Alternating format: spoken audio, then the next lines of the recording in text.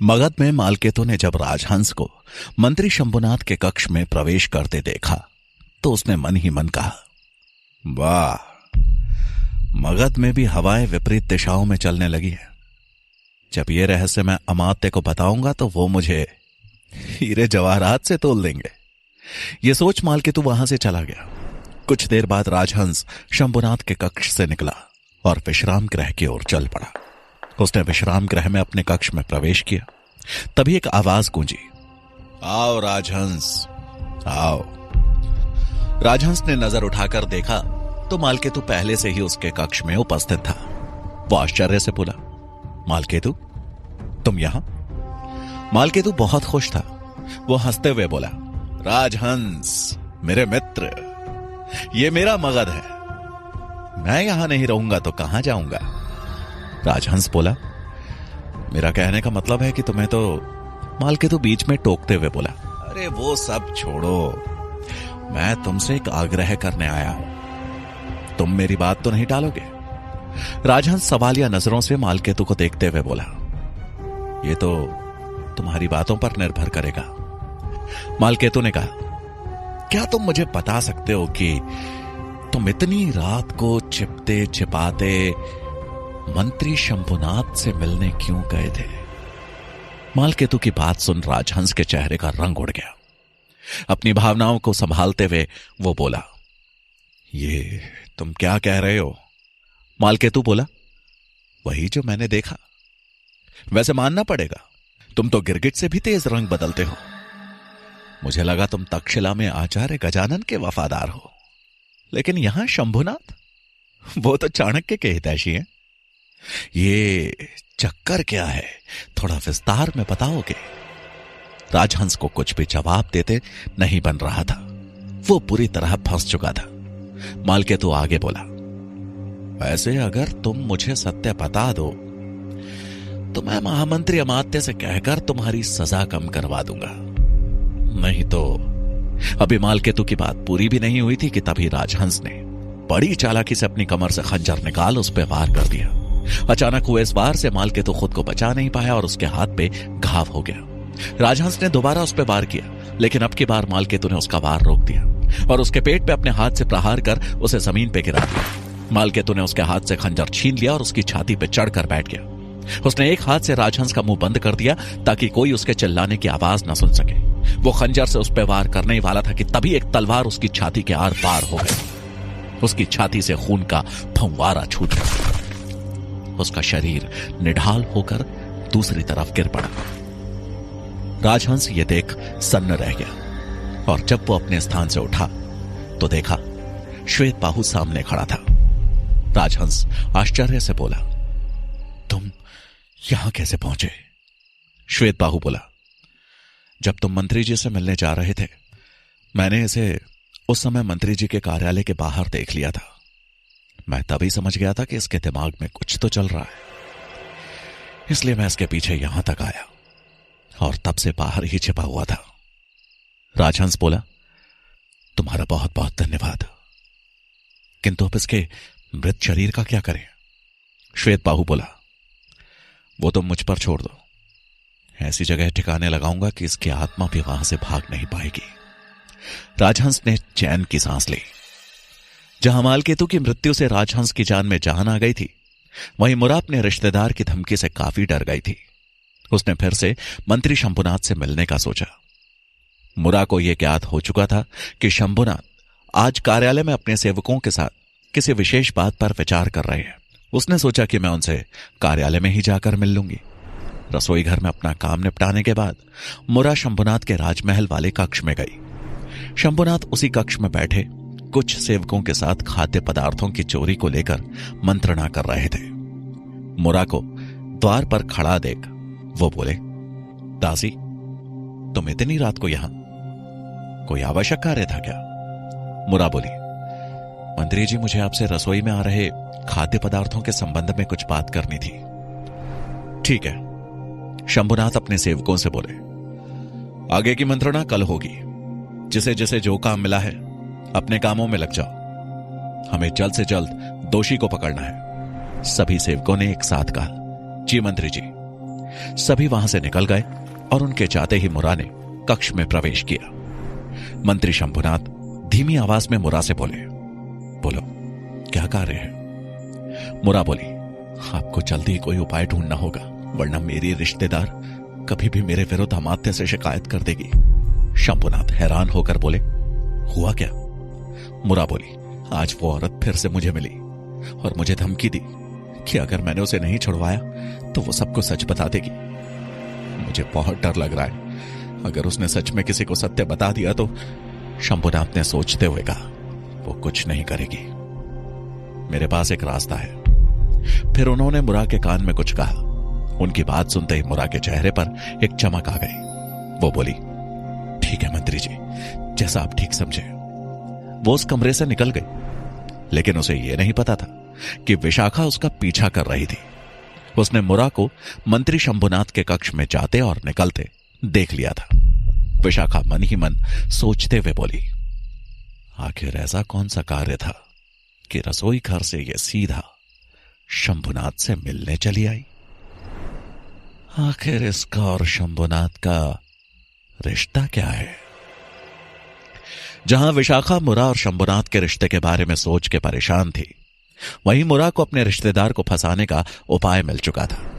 जैसा शंभुनाथ ने उसके कान में कहा था, उसने वैसा ही करना शुरू किया।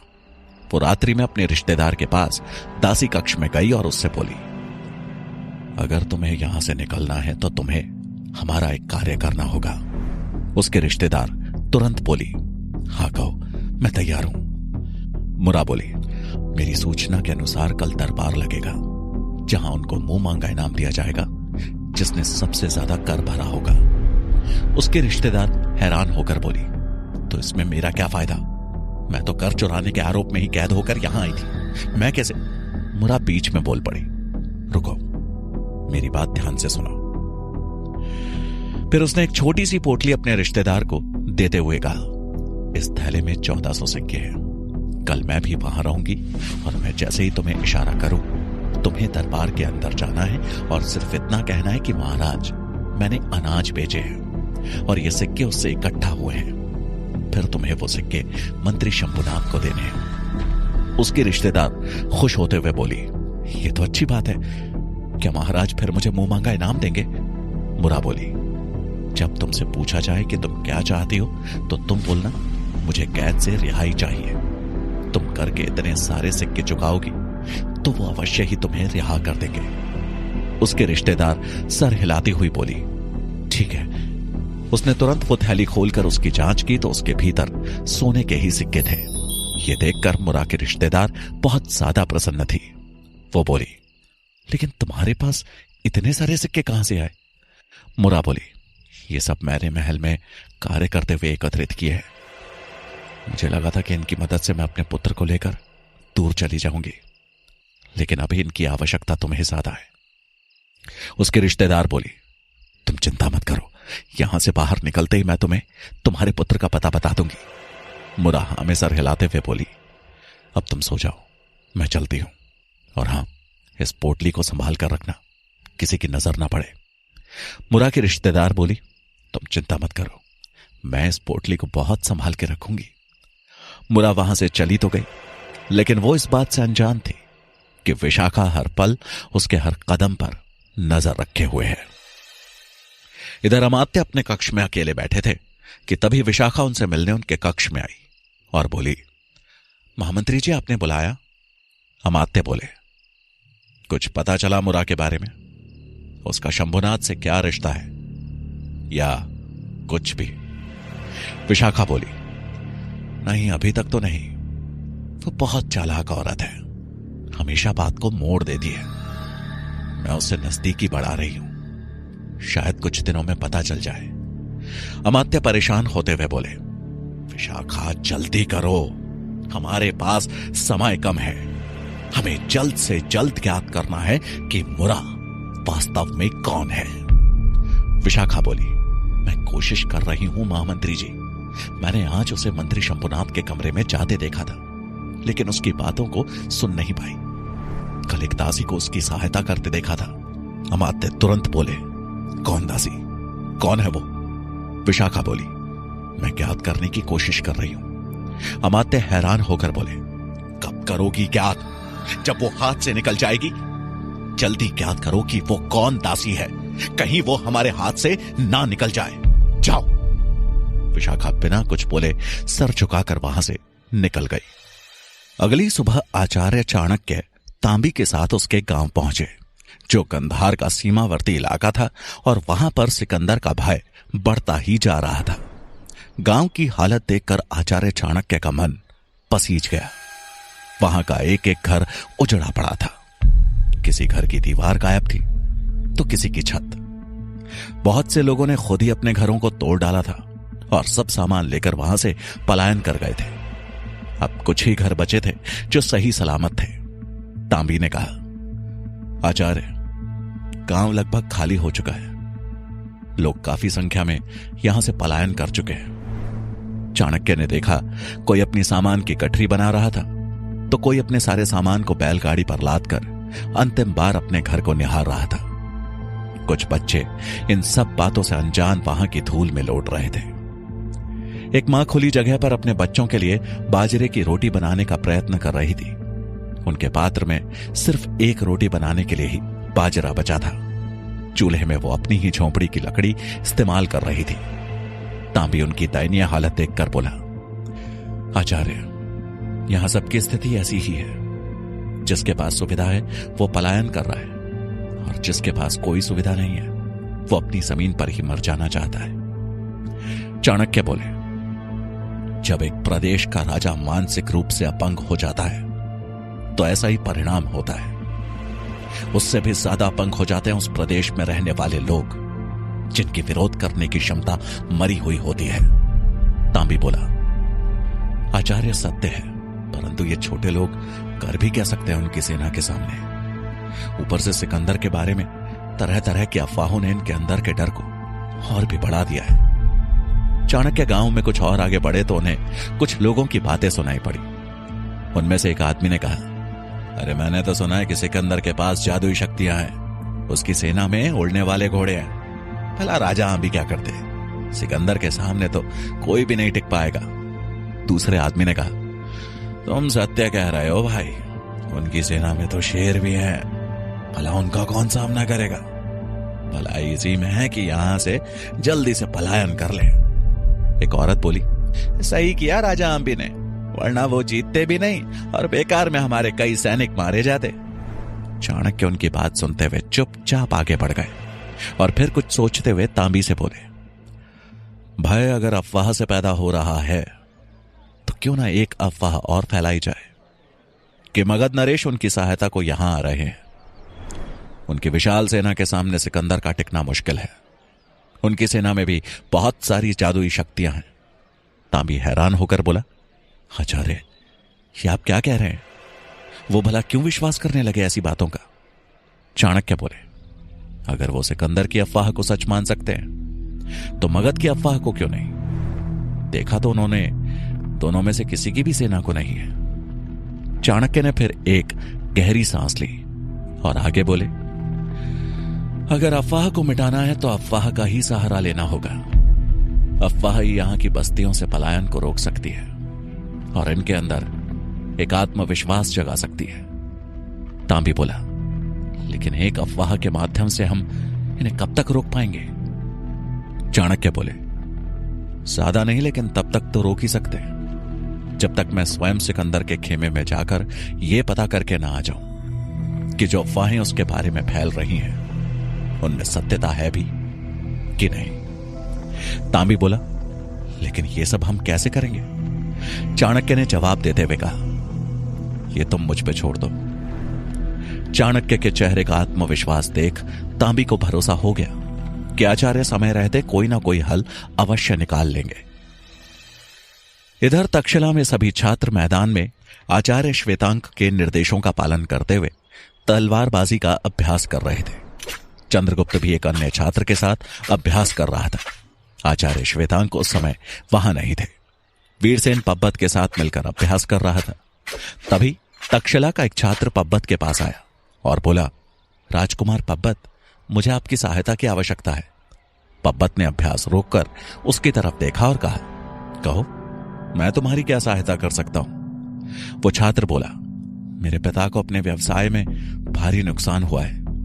इस कारण वो मेरे इस वर्ष का अध्ययन शुल्क नहीं चुका पाएंगे। मैंने सुना है कि आपने ये घोषणा की है कि जिस विद्यार्थी के पास अध्ययन शुल्क की कमी है वो आपसे आकर सहायता मांग सकता है। उसकी बात सुनकर पब्बत बोला, सही सुना है तुमने। वो छात्र खुश होकर बोला, तो आप मेरी सहायता कर दीजिए। ये सुनकर पब्बत मुस्कुराया और बोला, मैं तुम्हारी मदद कर भी दूं तो इसके बदले मुझे क्या मिलेगा? ये सुनकर वो छात्र हैरान हो गया और बोला, मैं आपको क्या दे सकता हूं? मैं तो इस समय खुद मांगने की स्थिति में हूं। पब्बत ने कुछ देर सोचा और फिर बोला, तुम मुझे कुछ दे नहीं सकते, लेकिन मुझसे युद्ध तो कर ही सकते हो, है ना? ये सुनकर वहां उपस्थित सभी छात्र हैरान रह गए। पब्बत आगे बोला, यदि तुम चाहते हो कि मैं तुम्हारी सहायता करूं तो तुम्हें आज रात तक्षशिला के बाहर जो खाली मैदान है वहां मेरे साथ तलवारबाजी करनी होगी। यदि तुमने मुझे हरा दिया तो बदले में मैं तुम्हारा शुल्क चुका दूंगा। यह सुनकर वो छात्र मायूस हो गया, क्योंकि पब्बत के साथ युद्ध करने की क्षमता उसमें नहीं थी।